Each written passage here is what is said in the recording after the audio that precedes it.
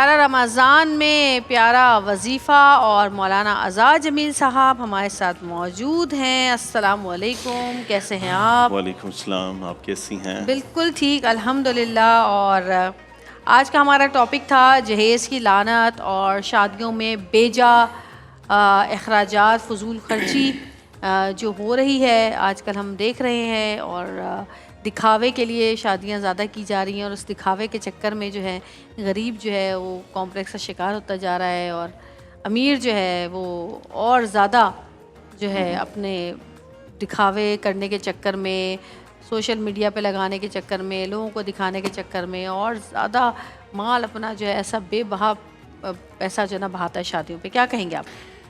بسم اللہ الرحمن الرحیم، الحمد للہ وکفا وسلام علی عبادہ الذین اصطفیٰ، اما بعد۔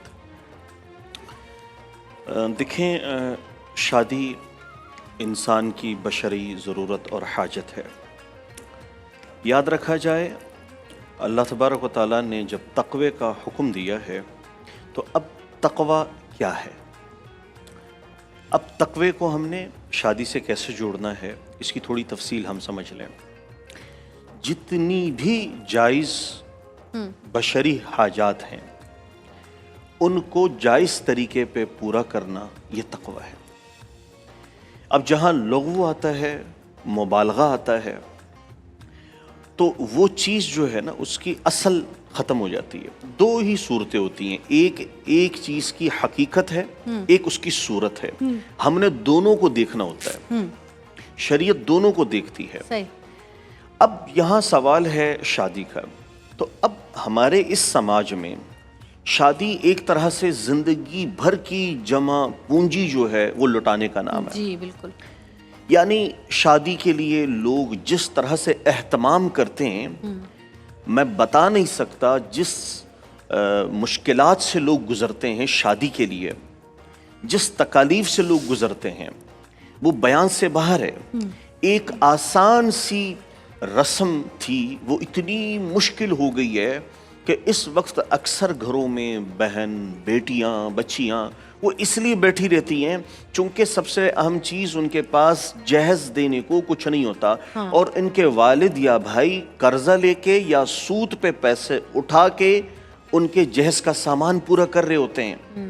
اور وجہ یہ ہوتی ہے کہ لڑکے والوں کی طرف سے لڑکی کو جہیز سے تولا جاتا ہے، اور لڑکی والوں کی طرف سے لڑکے کو ڈگری، منصب، عہدہ، سیلری، پیسے، بزنس اس سے تولا جاتا ہے۔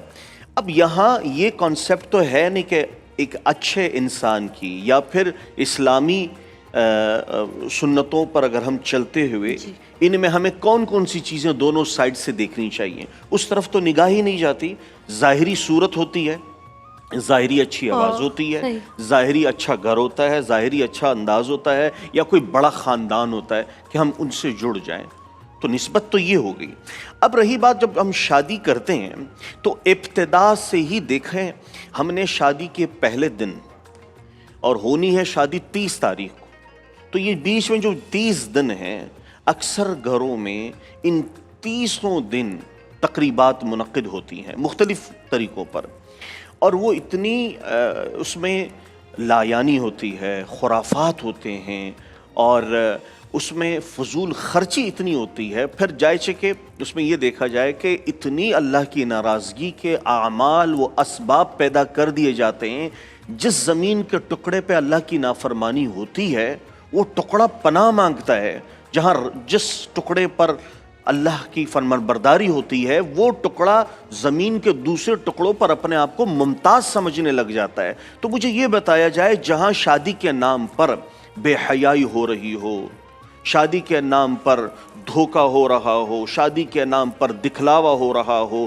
فراڈ ہو رہا ہو، تکبر ہو رہا ہو، اور پھر ریاکاری ہو رہی ہو، دکھلاوا ہو رہا ہو، تصنع ہو، بناوٹ ہو، اور فضول خرچیاں ہوں، اس حد تک بتا نہیں سکتا کہ اس ابھی جو 2025 گزرا ہے، صرف میں کراچی کی بات کر رہا ہوں، جو بینکویٹس کے مالکان ہیں انہوں نے جو رپورٹس جاری کی ہے کہ جو ہمیں پروفٹ بچا ہے 33 ارب روپے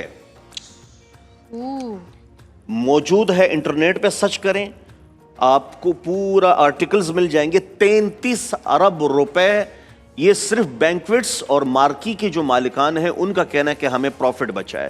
اس کے علاوہ ہال، چھوٹے چھوٹے ہال یا جو جہاں فنکشنز ہوتے ہیں وہ کمیونٹی سینٹرز وہ اس میں شامل نہیں. 12 طریقے کے کھانے ہوتے ہیں. تو کھانے، ڈشز اور پھر لمبے چوڑے معاملات. پھر ایک ایونٹ ایک ہال میں نہیں، ایک ایونٹ ایک مارکی میں نہیں، ایک ایونٹ ایک بینکویٹ میں نہیں، ایک لباس میں نہیں، ایک طرح کے کارڈ میں نہیں. اس کے لیے مینیو بھی چینج، وینیو بھی چینج، گیسٹ بھی چینج، مختلف قسم کی چیزوں پر. اب پہلے تو ہم فضول خرچی پہ آتے ہیں کہ فضول خرچی یہاں جس طرح بے باکی کے ساتھ بہائی جاتی ہے. آپ کی سوچ ہے ابھی اس 2025 میں اور یہ 26 کے ہم نے آغاز میں جو شادیاں اٹینڈ کی، آپ یقین کریں ایک شادی بھی ایسی نہیں دیکھی جس کے اخراجات کم از کم 10 کروڑ سے کم. دیکھیں اب تو جو بات پکی ہوتی ہے تو بات پکی کا ایک مٹھائی آتی ہے، اس مٹھائی کا ایک بڑا خوبصورت ڈبہ ہوتا ہے، اس میں بہت ساری چیزیں ہوتی ہیں، میوے ہوتے ہیں، کینڈلز ہوتی ہیں، بہت ساری ایسی چیزیں ہوتی ہیں جو کہ وہ بنواتے ہیں اور دیتے ہیں. اور اگر شادی کارڈ کی صرف آپ بات کریں تو ایک شادی کارڈ ہی 10 15 ہزار کا جو ہے وہ ہوتا ہے. تو اگر آپ 100 لوگوں کو یا 200 لوگوں کو وہ شادی کارڈ بھجوا رہے ہیں جس میں وہ پورا ایک باکس ہوتا ہے، اس میں اور بھی بہت ساری چیزیں ہوتی ہیں. ہاں اگر آپ نے چند مخصوص لوگوں کو بھجوانا ہے، کوئی امپورٹنٹ لوگ ہیں 10 12 تو چلیں سمجھ میں آتا ہے، لیکن اتنے مہنگے شادی کارڈز بننے لگ گئے ہیں، وہ پورے باکسز ہوتے ہیں. پھر اس کے ساتھ ساتھ اتنی ساری رسومات ہوتی ہیں، 10 15 تو شاید ڈھولکیاں ہی ہوتی ہیں. اس کے بعد جا کے پھر وہ شادی. اچھا کچھ لوگ ہیں جو شہندی اور مہندی اور شادی مکس کر کے کر رہے ہیں تو اس کو شہندی کہہ رہے ہیں، اور شادی ولیمہ مکس کر کے تو اس کو شلیمہ کہہ رہے ہیں. تو یہ بہت ساری چیزیں ایسی. اب وہ چائے شائے کو انہوں نے یہ کر دیا ولیمہ اور اس کو شلیمہ کر دیا.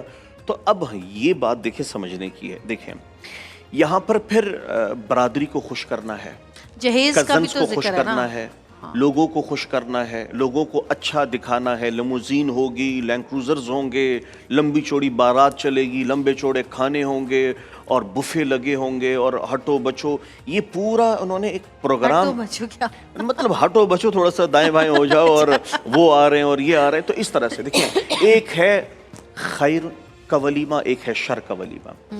اب ہمارے ہاں خیر کا ولیمہ کیا ہے جس میں مستحق لوگ شریک ہوں. کتنے لوگ ہوتے ہیں؟ 40 کے قریب نا. ایک دوسری بات، اب آپ اس کو کم بھی کر سکتے ہیں، ضروری نہیں، جو خاص متعلقین ہیں. اور ایک ہے شر ولیمہ. اب وہ کیا ہے؟ اس میں سارے بڑے لوگ، سارے وہ لوگ جن کا ایک پروفائل ہے، بس ان کو مدعو کیا جاتا ہے، لوگوں کو دکھایا جاتا ہے کہ یہ لوگ ہمارے ہاں آئے ہیں. مجھے یہ بتائیں، دیکھیں کچھ لوگ تو ایسے ہیں کہ جن کے ایسے لوگوں سے تعلقات ہوتے ہیں. وہ تعلقات اپنی جگہ پر ہیں. کچھ لوگ ایسے ہیں کہ جن کے تعلقات بھی نہیں ہوتے، وہ صرف اپنے سوشل میڈیا پہ یہی لگانے کے لیے کرتے ہیں. اور آپ ہم جب چھوٹے تھے شادیوں میں جاتے تھے تو وہ چارپائیوں پہ اور تختوں پہ اور ہینگرز پہ کپڑے لٹکے ہوئے ہوتے تھے اور سیٹ رکھے ہوتے تھے، اور ہر چیز ایک چیز، یہاں تک کہ وہ جو دولہا کے کپڑے ہیں، دلہن کے کپڑے ہیں، وہ ہر چیز جو ہے نا سجا کے رکھی تھی. ہزاربند سے لے کے ہر چیز کنگھی تک رکھی ہوتی تھی اور دکھاتے تھے کہ یہ ہم دے رہے ہیں، یہ اس نے دیا ہے، یہ اس نے دیا ہے. اس طرح ہوتا تھا. اچھا اب نہیں ہوتا. کتنی اچھی بات ہے نا کہ اب نہیں ہوتا، لیکن اس سے زیادہ بری بات ہے کہ اب یہاں نہیں ہوتا، اب وہ سوشل میڈیا پر ہوتا ہے. اب سوشل میڈیا پر دکھایا جاتا ہے کہ جی کوئی 3000 گلاب کے پھول جو ہیں وہ لے کر آئے ہیں گاڑی کے اندر، اور وہ یہ ہو رہا ہے، وہ ہو رہا ہے. مطلب ہر چیز جو ہے صرف سوشل میڈیا پہ دکھانے کے لیے کی جاتی ہے. کیا ایسا آپ کو لگتا ہے کہ جس کے پاس اگر پیسہ ہو تو کیا وہ ایسا کر سکتا ہے کہ وہ اس ایک شادی میں اتنا خرچہ کرنے کے بجائے 10 غریب لڑکیوں کی شادی کرا دے؟ دیکھیں جہیز کی لعنت پہ بھی ہم بات کریں گے. اچھا سوال ہے کہ جہاں ہم اتنے پیسے صرف ایک شادی پہ خرچ کرتے ہیں. میں ان بچیوں سے بھی کہتا ہوں کہ اگر آپ کی شادی ہو جتنی سادگی سے ہوگی اور جتنا اس میں حقوق اللہ کا خیال رکھا جائے گا جتنا، اور حقوق العباد کا، آپ کی شادی اتنی کامیاب ہوگی. اب تو ڈالر لٹاتے ہیں لوگ بھائی شادیوں میں. اور ڈالر کیا، ہیلی کاپٹر سے لوگ پیسے گراتے ہیں. ہیلی کاپٹر سے پنجاب کے اندر زیادہ میں نے دیکھا ہے. تو دیکھیں اکثر جو متوسط طبقہ ہوتا ہے جس کو ہم کہتے ہیں مڈل کلاس، تو بات یہ ہے کہ اتنی زیادہ وہ اس خرافات میں لوگ جا رہے ہیں اور دیکھا دیکھی ان کے ایسا تو ہمارا ایسا, انہوں نے ایسا کیا تو ہمارا. اور ایک کلچر ہمارے ہاں اور ہے. دیکھیں اسراف تو اپنی جگہ پر ہے, اس سے بڑھ کے جو عذاب ہے شادیوں میں وہ محرم اور نامحرم, وہ اختلاط جو مخلوط اختلاط ہوتا ہے. دوست اپنے بھائی دوستوں کو لا رہا ہوتا ہے اور کزنس کو لا کے اکٹھا ایک ساتھ بٹھا کے ایک ساتھ لا کے, اور پھر ہوتا کیا ہے اس میں, آپ نے یہ مکس رقص دیکھا ہوگا جس کو مکس ڈانس کہتے ہیں. تو یعنی کتنی بے حیائی ہے, کتنی عریانی ہے کہ ایک ساتھ ایک جگہ نامحرم کو لا کے آپ ساتھ ہوتے ہیں, دوستوں کو لا کے بٹھا کے اس میں یہ بہن بچیاں ساری ہوتی ہیں. تو یعنی پھر یہ جو فوٹو جہیز بھی تو دیا جا رہا ہے, گاڑیاں دی جا رہی جہیز میں, فلیٹ, کوئی فلیٹ مانگ رہا ہے.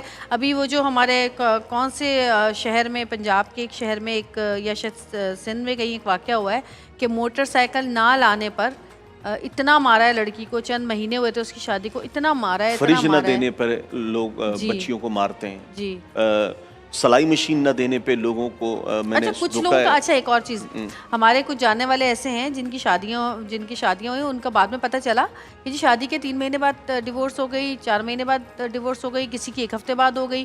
اچھا جو ملنے والے جاننے والے, پتہ چلا کہ کچھ لوگ ایسے ہیں جنہوں نے اپنا یہ کام بنایا ہوا ہے کہ وہ غریب گھروں میں جاتے ہیں, شادیوں کے لیے وہ کرتے ہیں, ان سے جہیز لیتے ہیں, جہیز اپنے پاس رکھتے ہیں, لڑکی کو واپس گھر بھیج دیتے ہیں. مطلب ایک بندہ ایسا ہے جس کی 3 شادیاں ہو چکی ہیں اور اس کا یہی کام ہے کہ وہ شادی کرتا ہے, جہیز رکھا, لڑکی کو طلاق دی, بھیج دیا, پھر دوسری شادی ہوئی اور لوگ پتہ نہیں بیٹیاں دے بھی دیتے ہیں ایسے لوگوں کو. یہ بھی ایک پورا کاروبار بنایا ہوا ہے لوگوں نے. نہیں, بعض لوگوں نے نا, آپ نے صحیح درست نشاندہی کی ہے, وہ اس لیے ایسی نئی جگہوں پہ جا کے شادیاں کر لیتے ہیں اور ایک طرح سے ڈھاکہ ہے. اور یہ جو جہیز کے لیے جو جہیز کا تو کتنا جہیز منع کا ہے, کوئی کانسیپٹ نہیں ہے نا. نہیں ہے. دیکھیں جہیز تو ہندوستان میں لوگ دیتے تھے, وہ چونکہ بہن بیٹی کو حق نہیں دیتے تھے تو وہ اس لیے جہیز دیتے تھے, ان کا جائیداد میں حق نہیں ہوتا تھا. مسلمان بہن بیٹی کے لیے تو حقوق ہیں کہ بھائی جتنا 2 بیٹیوں کو ملتا ہے اتنا ایک بھائی کو دے دیں. پہلے تو 2 بہنوں کو رکھا. اچھا کچھ علاقے ہمارے یہاں ایسے بھی ہیں جہاں پہ لڑکی والے کہتے ہیں کہ ہمیں پیسے دو تو شادی ہوگی, وہ جہیز کے طور پہ پیسے لیتے ہیں. ایسے بھی حالات ہیں, وہ بھی صحیح نہیں ہے. بہن بھائی کے بہن جو ظاہر ہے بھائی ہے اس کی بہن ہے, تو کسی بہن کے بھائی کے اوپر 1 روپے نہیں ہے. ہاں, کسی باپ پر 1 روپے نہیں ہے کہ وہ بیٹی کے لیے خرچ کرے. لیکن ہمارے یہاں تو یہی وبال بنا ہوا ہے شادی یہاں اور 400 لوگ لے کے بارات, یہ آپ حملہ آور نہیں ہوئے. یہ پتہ ہے سسرال والے بھی بڑے مسئلے کرتے ہیں, نہیں ہم تو 300 لوگ ہی لائیں گے, ہم تو 500 لوگ ہی لائیں گے. پھر وہ 1 ڈش کے نام پہ باتیں, اور پھر یہ اتنے لوگ, پھر اتنے. اچھا یہ اچھا ہو, جب میری شادی ہوئی تھی تو کھانے کا کوئی رواج ہی نہیں تھا اس زمانے میں. کراچی میں صرف اور صرف آپ سوپ دے سکتے تھے, ایک کوئی ایسا سٹارٹر دے سکتے تھے, اور کھانا الاؤ نہیں تھا. تو میری شادی میں تو ایک میں ہم نے شاید ولیمے میں سوپ دیا تھا, اور اسی طرح کی کچھ سٹارٹرز دیے تھے اور ڈرنکس دی تھی, کیونکہ کھانا پھر گھر آ کے کھلایا تھا لوگوں کو, لیکن الاؤڈ نہیں تھا اس وقت تک جب میری شادی ہوئی. 2005 کی بات ہے. کالر ہمارے ساتھ موجود ہے, بات کرتے ہیں. ہیلو السلام علیکم. ہیلو السلام علیکم. السلام علیکم. جی کون بات کر رہی ہیں؟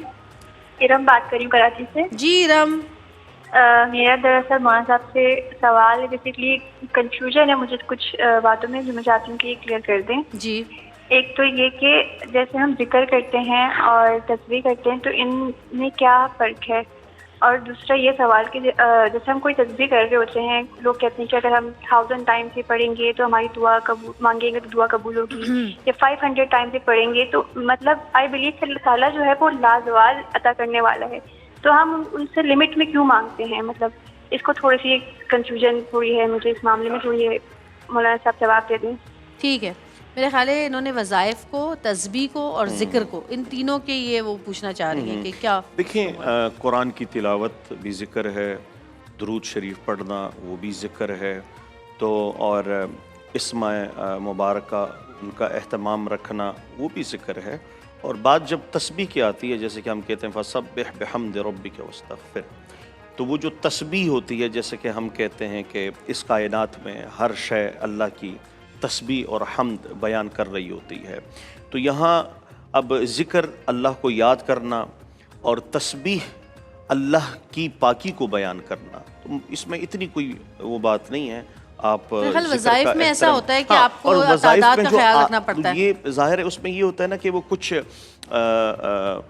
مقررہ یا کچھ حدود باندھے ہوئے ہوتے ہیں جو مجرب وظائف ہوتے ہیں کہ آپ نے اتنا عدد اور اتنا وہ کرنا ہے. ان پہ اکابرین کا اور اولیاء کرام کا ان پہ اجماع اس لیے ہوتا ہے کہ یہ جو وظائف ہیں ان سے ان کو یعنی ان وظائف کی تعداد اور ان کا اہتمام یہ ان کو یہ چیز بتاتی ہے کہ بھئی ہم نے بھی اتنی دفعہ کرا تھا تو یہ مشکل تھی، یہ پریشانی تھی، یا جو بھی حاجت تھی وہ حل ہوئی ہے. تو آپ بھی اس کا اہتمام کریں. اور ذکر تو میرے خیال آپ لامحدود ذکر کر سکتے ہیں، کسی وقت بھی ذکر کر ذکر تو سکتے ہیں. بالکل. اور لیکن واقعی تسبیحات کا یہ ہے کہ اور جیسے انہوں نے کہا کہ وظائف ہوتے ہیں اس میں آپ کر سکتے ہیں.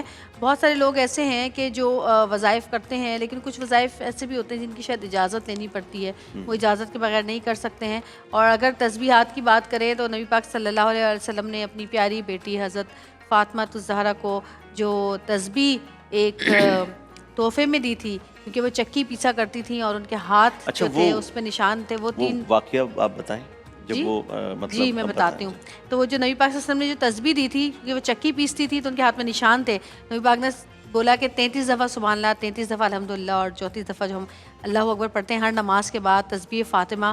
وہ تسبیح نبی پاک صلی اللہ علیہ وسلم کا دیا ہوا تحفہ تھا اپنی بیٹی کو، کیونکہ انہوں نے ان کے ہاتھ پہ چکی پیسنے کے نشان دیکھے تھے. تو کیا خوبصورت تحفہ دیا اپنی بیٹی کو. کتنی خوبصورت بات کی کہ دیکھیں مطلب غلام آئے ہیں، کوئی ایک ہمیں بھی مدد کے لیے مل جائے تو حاضر ہوئیں. تو آپ نے دیکھا وہ پھر واپس آ گئیں.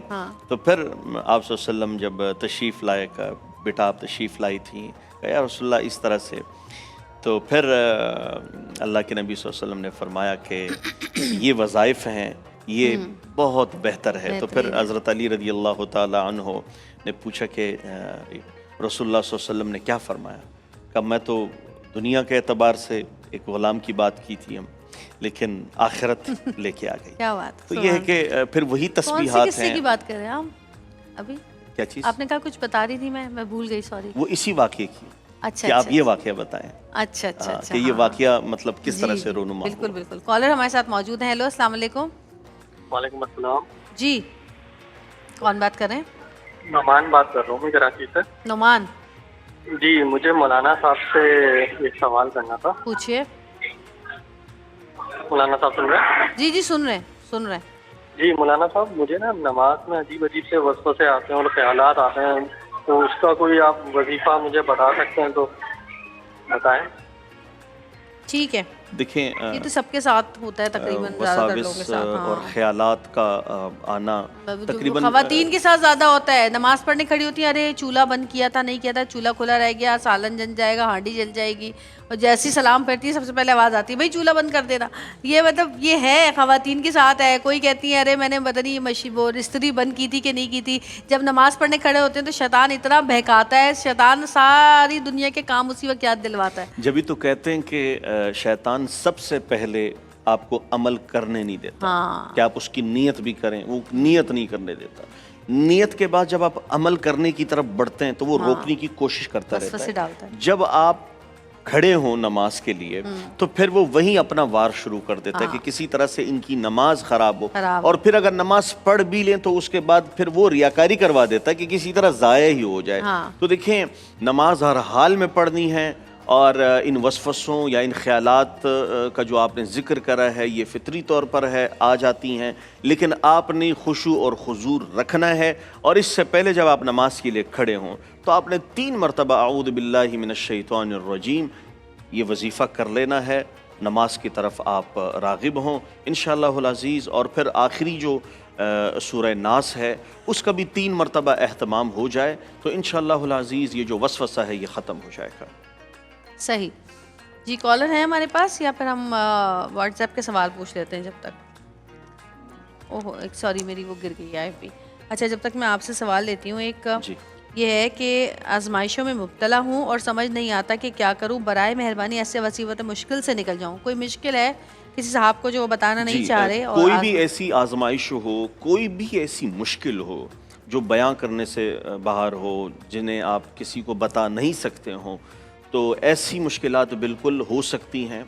تو آپ نے ایک وظیفہ کرنا ہے اور وہ مجرب وظیفہ ہے. انشاءاللہ جب آپ اہتمام سے کریں گے تو جو بھی مشکل ہوگی، جتنی بڑی ہوگی، جتنی بڑی آزمائش ہوگی، وہ ختم ہو جائے گی. حسبی اللہ لا الہ الا ہو، حسبی اللہ لا الہ الا ہو. آپ نے روزانہ 101 مرتبہ اول و آخر درود شریف کے ساتھ آپ نے اس وظیفے کا اہتمام کرنا ہے اور دعا کرنی ہے. انشاءاللہ العزیز آپ کی جو بھی مشکلات ہوں گی وہ ختم ہو جائیں گی. اچھا، ایک خاتون ہیں جو ہمارے آج کے شو میں 2 دفعہ کالز کر چکی ہیں. ٹھیک ہے. ایک دفعہ انہوں نے کال کی تھی پیارا حسن سلوک میں، اور احمد رضا بھائی سے کہا تھا کہ ان کی بیٹی کے لیے دعا کریں. اور ایک دفعہ انہوں نے دوبارہ کال کی ڈاکٹر ہنا کے پیارا کیسے لگیں کے سیگمنٹ میں، اور انہوں نے بھی ان سے بھی انہوں نے پوچھا. تو ان کی بیٹی کو 9 سال کی تھی جب سے فٹس پڑھنے شروع ہوئے ہیں، اور اب میرا خیال وہ بچی کافی ایج مطلب 8-10 سال شاید آئی تھنک ہو گئے ہیں، اور ان کو فٹس پڑھتے ہیں، ایپیلیپسی ہے، اور وہ بہت رو رہی تھی اور بہت تکلیف میں تھی، اور کہہ رہی تھی کہ میں ہر طرح سے اس کے تمام علاج کروا رہی ہوں، لیکن علاج سے بیماری کم ہونے کے بجائے مزید بڑھتی جا رہی ہے. تو آپ کوئی ایسا وظیفہ ان کو بتا دیں کہ جس کی وجہ سے کچھ ان کو اطمینان ہو جائے، سکون ہو جائے. اور مستقل کال کریے، بلکہ ہمارے پروگرام میں ان کی آج انہوں نے 2 دفعہ کال کی اور 2-3 دن پہلے بھی انہوں نے کال کیا تھا. اللہ تبارک و تعالی عافیت کا معاملہ فرمائیں. آمین. اور ان کے ساتھ جو درپیش یہ مسائل ہیں، اللہ رب العزت ان کو اس سے بعافیت نکالے، اور ہم سب دعا گو بھی ہیں. تو آپ نے کرنا یہ ہے کہ روزانہ فجر کی نماز کے بعد سورہ یاسین یاد رہے، آپ اہتمام کریں.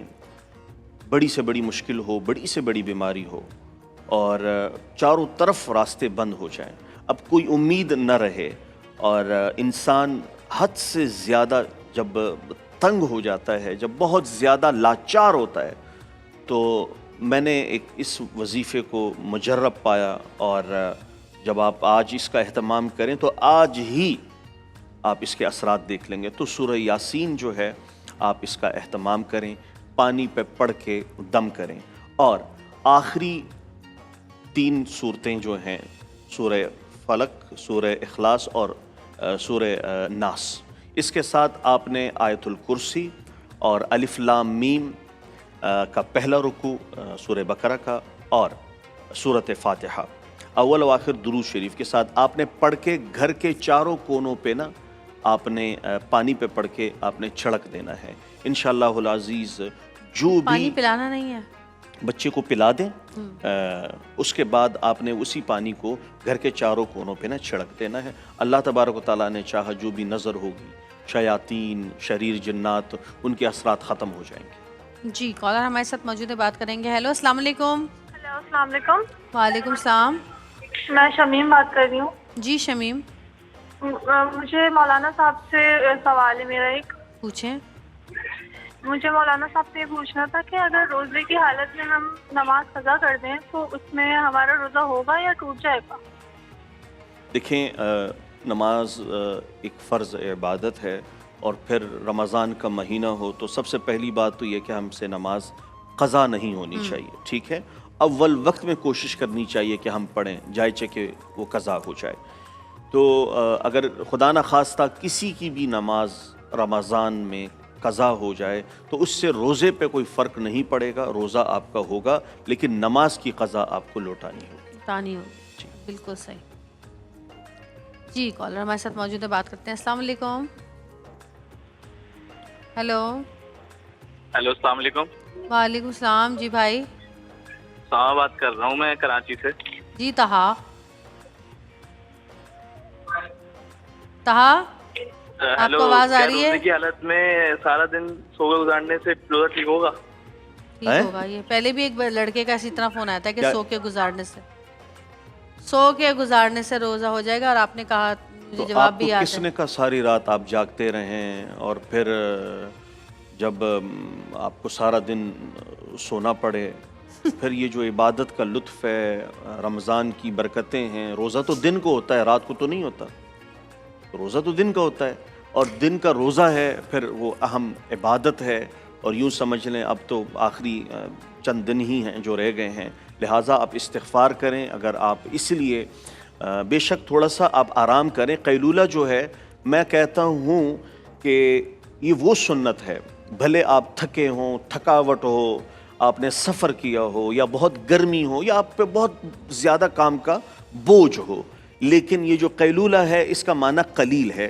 اگر دوپہر میں ظہر کی نماز کے بعد آپ 15 منٹ بھی، 20 منٹ، آدھا گھنٹہ اگر آپ سو جاتے ہیں، نیند آ گئی تو اچھا ہے، آنکھ بند بھی ہوئی، جب آپ اٹھیں گے آپ خود ہی محسوس کریں گے کہ آپ فریش ہوں گے۔ تو کوشش کریں روزہ جو ہے وہ ہو جائے سکتا ہے گا۔ وہ پوری رات عبادت کر رہے ہوں، آج کل تاک راتیں تو چل رہی ہیں۔ نہیں، یہ تو پھر آپ نے ان کو دن ڈانٹ کی- دیا بیچاری کو نہیں، کہ رات یہ بھر جو کیوں دن جاگتے ہو کی- تم؟ سنیں دیکھیں، ظہر ہے، عصر ہے، مغرب ہے، تو یہ 3 اہم نمازیں بیچ میں آ رہی ہیں۔ مغرب کے علاوہ 3 نمازیں آ رہی ہیں۔ اگر وہ کہہ رہے کہ میں سارا دن سو رہا ہوں، اگر وہ اس طرح سے سو رہے ہیں کہ ظہر پڑی پھر سو گئے، اس طرح نہ عصر سوئیں کہ پڑی آپ کی پھر نمازیں سوئے، قضا ہوں، میں وہی آپ کا کہہ رہا کام ہوں، پہ اگر تب پریشانی عصر ہو۔ پڑی مطلب خدا نہ خواستہ اب اگر آپ سوتے ہی رہے، وہ ہے نا کہ ستا پہ، تو یہ مناسب نہیں ہے۔ اور اگر آپ بیچ میں اٹھ کے نماز قضا نہیں ہو رہی اور پھر سو رہے ہیں تو ہماری آپ کو کھل کے اجازت ہے سوتے رہیں، لیکن نماز قضا نہ ہو۔ اگر نماز قضا ہو رہی ہے تو یہ پھر مناسب نہیں ہوگا۔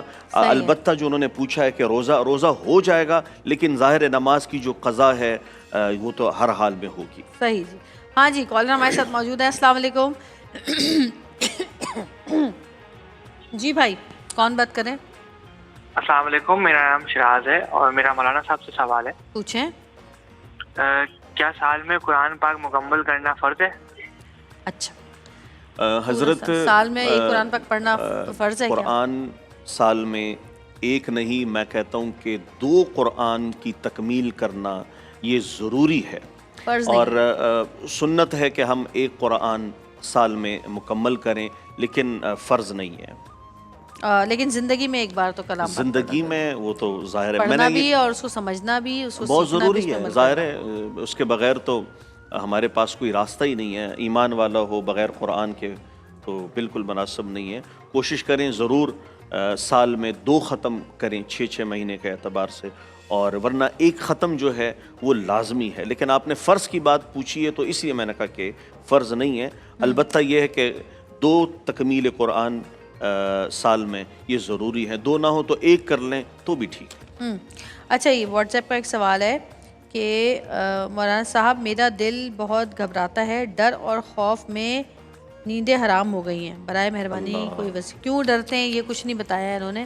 یقین کریں ہمیں دیکھیں اس بات کو دیکھ کے بڑا دکھ ہوتا ہے کہ درد، غم، دکھ، پریشانیاں یہ جب انسان کو گھیرتی ہے نا تو پھر اس شخص کی حالت کیا ہوگی، اس کی کیفیت کیا ہوگی۔ اور میں یہ کہتا ہوں کہ چلیں قدرتی آفات اور قدرتی آزمائشیں ہیں وہ تو چلیں ٹھیک ہے، لیکن انسان جو انسان کو اذیت دے رہا ہوتا ہے، انسان کو جو دکھ دے رہا ہوتا ہے، پریشانیاں دے رہا ہوتا ہے، یہ بہت خطرناک مراحل ہوتے ہیں۔ تو دیکھیں خود بھی کوشش کریں کہ آپ کے ہاتھ اور زبان سے کسی کو نقصان نہ ہو۔ اور دوسری بات آپ نے پوچھی ہے کہ میرا دل بڑا گھبراتا ہے، میں بڑا خوف زدہ رہتا ہوں یا میں ڈر جاتا ہوں، تو آپ نے اپنے دل پہ ہاتھ رکھنا ہے اور یہ وظیفہ کرنا ہے 3 مرتبہ، یا مقلب القلوب ثبت قلبی علی دینک۔ آپ نے دل پہ ہاتھ رکھنا ہے اور 3 مرتبہ یہ وظیفہ کرنا ہے، اللہ تبارک و تعالیٰ نے چاہا آپ کے دل کو قرار ہوگا۔ صحیح، کالر ہمارے ساتھ موجود ہے، بات کرتے ہیں۔ ہیلو، السلام علیکم۔ وعلیکم السلام۔ جی میں فضیل بات کر رہا ہوں کراچی سے۔ جی جی، مجھے میرا سوال ہے کہ فطرانہ کسی ایسے شخص کو دیا جا سکتا ہے جس کی ابھی تک ایمان کا پتہ نہ ہو؟ کیونکہ جہاں مانگنے والے بہت سارے آتے ہیں، ہمیں نہیں پتہ ہوتا، وہ موسمی ہوتے ہیں، کوئی اکثر غیر مسلم بھی ہوتے ہیں، اب کسی بھی مذہب کا ہو ہمیں نہیں پتہ، تو کیا ایسے لوگوں کو فطرانہ دیا جا سکتا ہے؟ دیکھیں فطرانہ بھی زکوٰۃ کی طرح ایک واجب فریضہ ہے، جس میں سے آپ نے یہ خیال ضرور کرنا ہے کہ سامنے والا شخص وہ مسلم ہی ہونا چاہیے، اور اگر آپ کو لگے کہ سامنے والا شخص وہ غیر مسلم ہے تو اس شک و شبہات میں آپ نہیں دے سکتے، اگر دیا بھی گیا تو وہ ہوگا نہیں۔ اس لحاظ سے جو فطرانہ ہے وہ مسلم ہی کو دینا، اور زکوٰۃ کے لیے بھی یہی حکم ہے کہ زکوٰۃ اور فطرانہ جو فرض صدقات ہیں وہ مسلم ہی کو دیے جائیں گے، اس کے علاوہ نہیں ہوگی۔ صحیح۔ اچھا، ایک سوال کالر موجود ہے ہمارے پاس۔ نہیں کالر ہے ہمارے پاس. ہیلو السلام علیکم. اچھا کال کٹ گئی. سوال میرا بھی تھا وہ یہ تھا کہ جیسے بچے ہیں, میرا بیٹا ہے, اب اور بھی بچے ہیں جیسے جو نماز پڑھتے ہیں 13, 14, 15 سال کے بچے.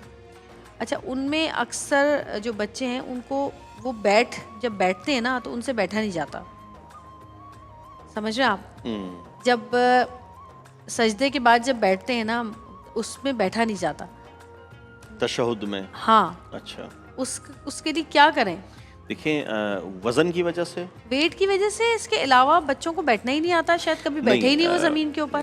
تو نہیں بٹھانا چاہیے. وہ بیٹھتے ہیں تو ان کو درد اتنی تکلیف ہو رہی ہوتی ہے. وہ کہتے ہیں کہ وہ پھر اس طرح کا لباس نہ پہنے. اکثر ہوتا ہے نا خدا نہ نہیں وہ جو ان کا ویٹ ہوتا ہے نا جب ان پیروں پہ پڑتا ہے نا تو اس ویٹ کو وہ یہ اکثر ممی ڈیڈی بچوں کو ہوتا ہے, باقی ہمارے ہاں بچے صحیح پڑھتے ہیں, بیٹھتے ہیں صحیح. ہاں بالکل صحیح بیٹھتے ہیں. یہ وہ بچے جو ہوتے ہیں جو مطلب ہمیشہ کرسیوں پہ عادی ہوں اور صوفے پہ بیٹھتے ہوں, تو اسی لیے تو کہتے ہیں کہ 7 سال کے بعد نماز کا حکم دیں تاکہ وہ نماز پڑھے.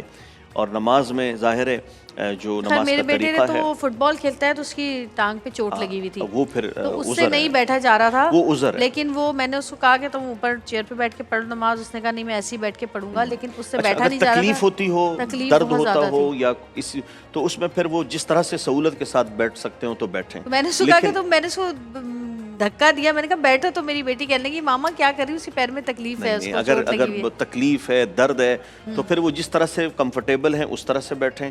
اور اگر ایسی کوئی بات نہیں ہے, نہیں بالکل نہیں, اگر ایسا نہیں ہے تو پھر حکم یہی ہے کہ جو نماز کا طریقہ ہے اسی کے مطابق. صحیح. کالر ہمارے ساتھ موجود ہے, بات کرتے ہیں. ہیلو السلام علیکم.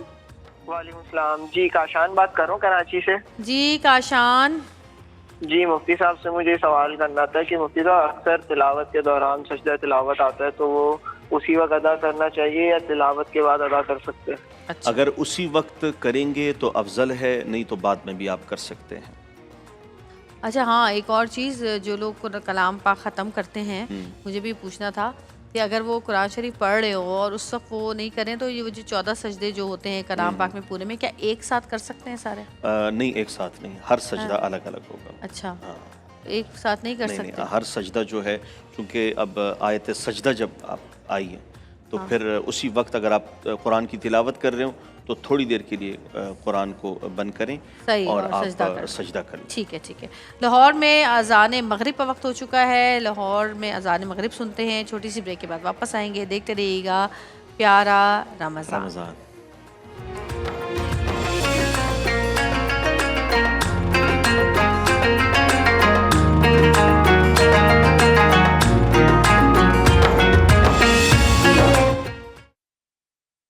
ہلو ہلو فلور لائٹس کھولتے ہیں جلدی. تجھ سے پاتے ہیں سب پانے والے, چمک تجھ سے پاتے ہیں سب پانے والے, چمک تجھ سے پاتے ہیں سب پانے والے, میرا دل بھی چمکا دے چمکانے والے, میرا دل بھی چمکا دے چمکانے والے, میرا دل بھی چمکا دے چمکانے والے. رہے گا یوں ہی ان کا چرچا, رہے گا یوں ہی ان کا چرچا, رہے گا پر خاک ہو جائے جل جانے والے, پر خاک ہو جائے جل جانے والے, میرا دل بھی چمکا دے چمکانے والے. میں مجرم ہوا مجھے ساتھ لے لو, میں مجرم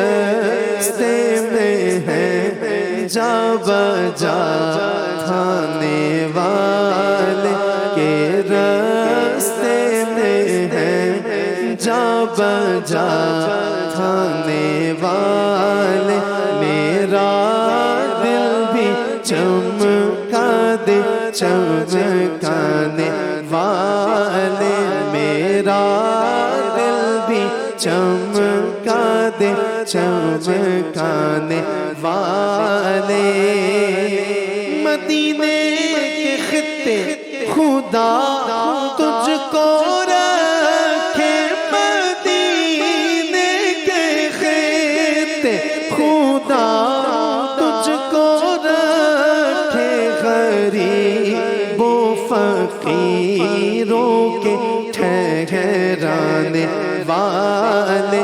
غریب و فقیروں کے ٹھہرانے والے میرا دل بھی چمکا دے چمکانے والے تیرا کھائے تیرے غلاموں سے الجھے تیرا کھائے تیرے غلاموں سے الجھے گئے منکر عجب کھانے غرانے والے اے منکر عجب کھانے غرانے والے میرا دل بھی چمکا دے چمکانے والے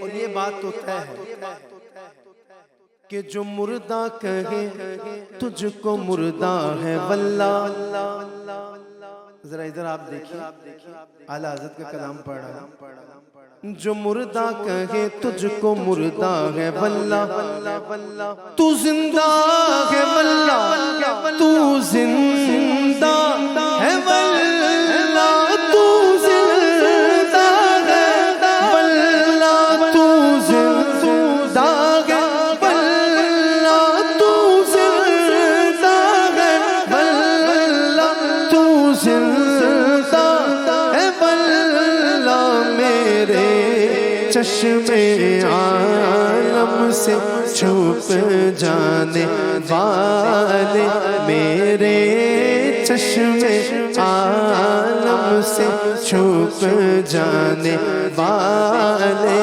میرا دل بھی چمکا دے چمکانے والے میرا دل بھی چمکا دے چمکانے والے برستا نہیں دیکھ کر ابر رحمت برستا نہیں دیکھ کر ابر رحمت بدوں پر بھی برسا دے برسانے والے بدوں پر بھی برسا دے برسانے والے رضا نفس دشمن ہے دم میں نہ آنا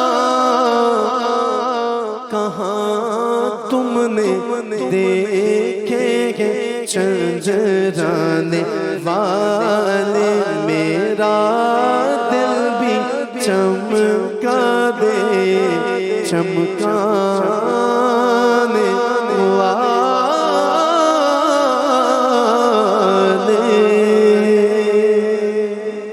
بہت خوبصورت کلام ماشاءاللہ ماشاءاللہ.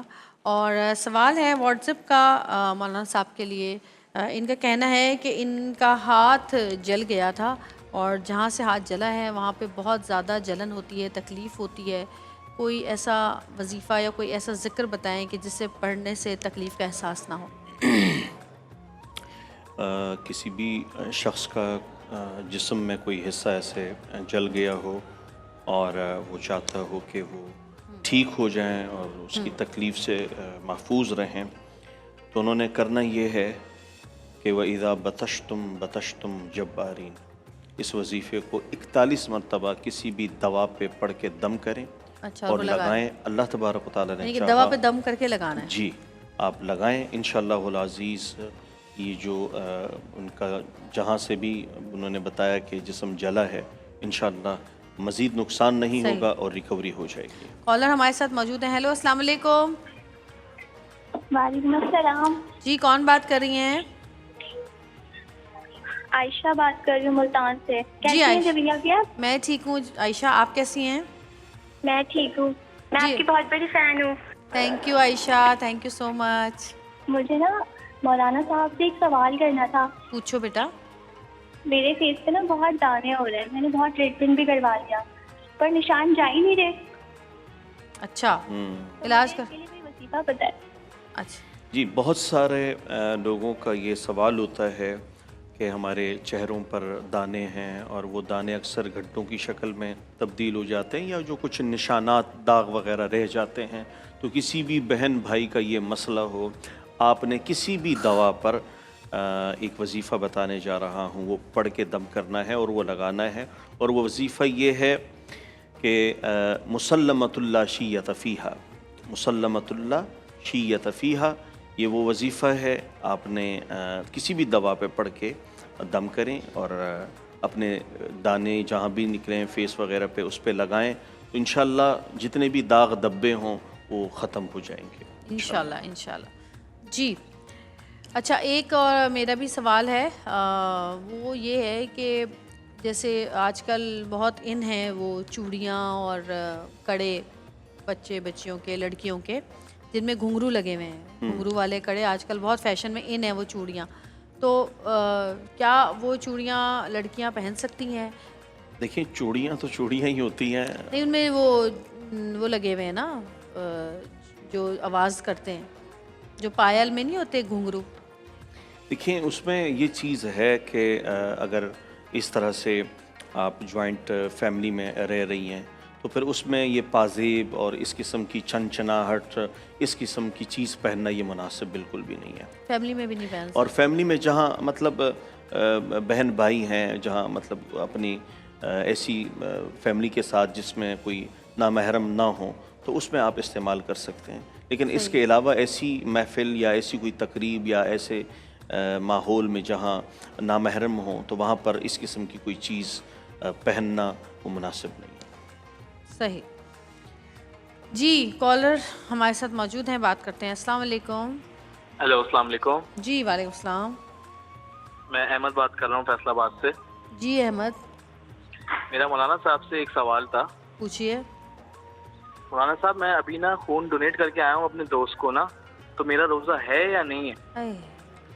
خون ڈونیٹ کر کے آئے روزے میں ہیں؟ ہاں خون ڈونیٹ کر دیا روزے میں. نہیں آپ نے اچھا کرا ہے، چونکہ جہاں ضرورت مند ہوں یا جن سے بلڈ ملتا ہو، اکثر یہ ہوتا ہے کہ بلڈ ملتا بھی نہیں ہے گروپ وائز، تو اگر آپ نے بلڈ کہیں دیا ہے تو اس سے روزے پر کوئی فرق نہیں پڑے گا. البتہ کوئی اتنا زیادہ وہ نہ ہو کہ آپ لاغر ہوں یا کمزور ہو جائیں تو وہ پھر مناسب نہیں ہے. لیکن خون دینے سے، عطیہ کرنے سے روزے کی صحت پہ کوئی اثر نہیں پڑے گا.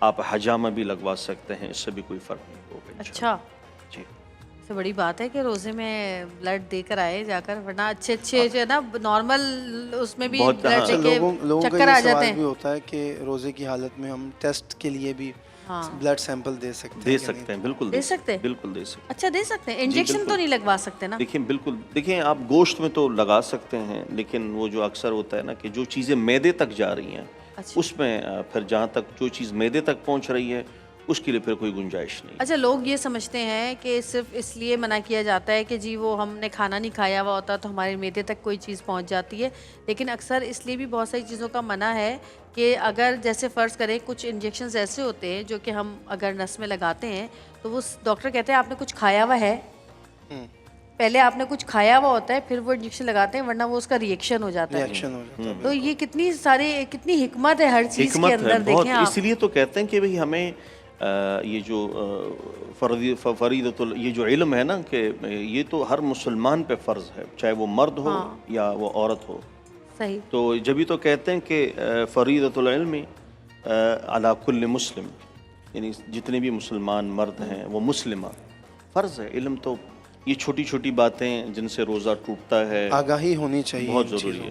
اچھا میں ایک اور بات کرنا چاہتی ہوں، جیسے اب چاند رات آنے والی ہے اور اس رات کی بڑی اہمیت ہوتی ہے، لیلۃ الجائزہ، لیلۃ الجائزہ جس کو کہتے ہیں، اس کے بارے میں کچھ اگر بتائیں. تحفوں کی رات ہے. بالکل. دیکھیں لیلۃ الجائزہ خود ہی اپنی، جہاں دیکھا جائے اپنے لغوی ترجمے میں اگر ہم اس پہ غور فکر کریں تو وہ رات ہوتی ہے جس رات، یعنی رمضان کے ہر دن جتنے لوگ جہنم سے نجات پاتے تھے اتنے سارے لوگوں کو اس ایک دن میں جہنم سے نکال دیا جاتا ہے. سبحان اللہ. اس ایک دن میں. اچھا جتنی رحمتیں رمضان کے ہر دن اترتی تھیں اتنی دگنی رحمتیں اس آخری دن اترتی ہیں.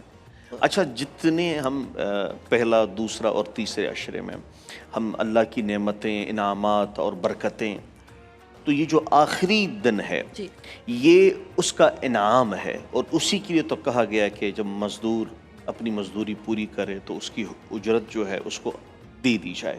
تو اب ہم اجرت لینے کے بجائے بازاروں میں ہوں، روڈوں پہ ہوں، چوک چوراہوں میں ہوں، اور وہ جو رات ہے، اور اکثر یہ ہوتا ہے نا کہ جو ہمارے دوست اعتکاف میں بھی ہوتے ہیں وہ وہاں سے نکلنے کے فوراً بعد ڈائریکٹ ہیئر ڈریسر کی دکان میں یا فوراً بازار چلے جاتے ہیں.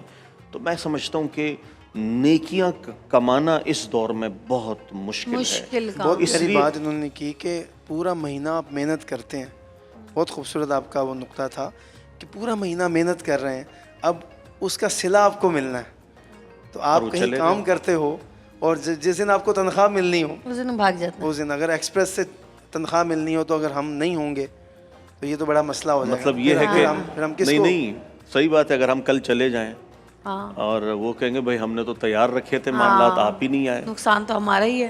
ہاں بالکل. ویسے واقعی صرف دیکھا یہی گیا ہے کہ اعتکاف سے لوگ، اچھا ویسے اعتکاف میں میں تو جب بھی بیٹھتی تھی نا میں تو عشاء پڑھ کے اٹھتی تھی، کیونکہ ایک دفعہ عشاء سے پہلے اٹھ گئی تھی تو عشاء میں نے فجر سے تھوڑی دیر پہلے پڑھی تھی پھر، کیونکہ اتنے کام تھے، اتنے لوگ تھے گھر میں کہ وہ انہی کاموں میں ہی لگے رہے کہ 2 گھنٹے 1.5 گھنٹے پہلے فجر سے. آپ یہ دیکھیں کہ جتنی بابرکت رات ہے اتنی آزمائشیں بھی ہیں. بے شک بے شک، مصروفیات بھی اتنی ہیں. بالکل بہت زیادہ ہے. بشیر فاروقی کی دعا کی طرف چلتے ہیں اور دعا مانگتے ہیں.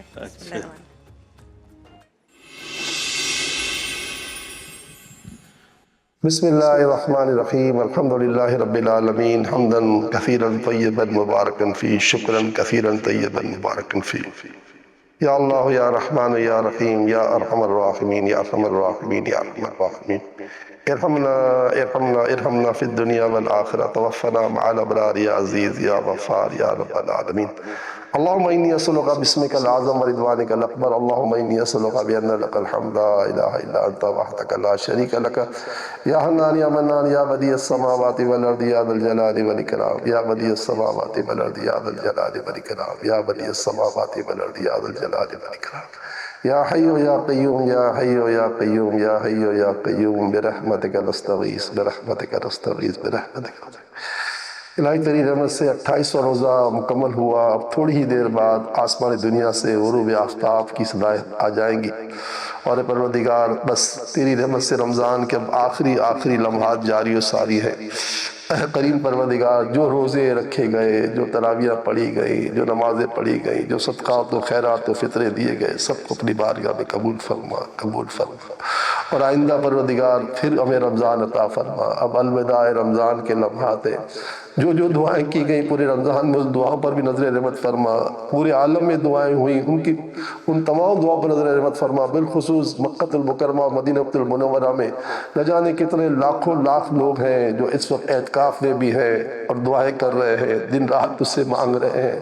لوگوں کے سامنے کعبۃ اللہ ہے، لوگوں کے سامنے سبز گنبد ہے، رسول پاک کی جالیہ ہے، الہ العالمین مواج اقدس ہے.